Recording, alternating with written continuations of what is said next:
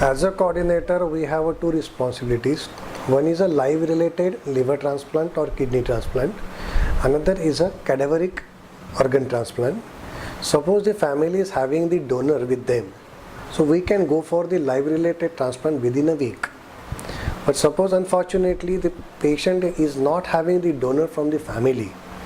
If they are trying from the another branch of the family, means the second degree relation, if there is no donor at all from the family, they have to be in the queue of city waiting list, and the name will be registered in the ZTCC, Zonal Transplant Coordination Center, where the patient will get the organ from cadaver. Cadaver means the person who is lying in the bed in ICU, having the road traffic accident or brain hemorrhage, and the final surgery has been done, there is no recovery, it is an irreversible recovery of the brain, and the patient is declared as a brain dead, that such a physic can donate the liver and kidney. Such a way we can donate the kidney to the respective person as per the ZTCC norms. It is very difficult task.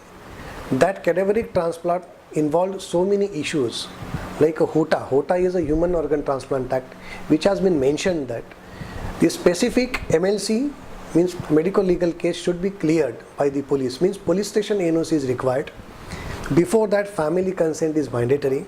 If the family consent is mandatory, then we have to go for the police station.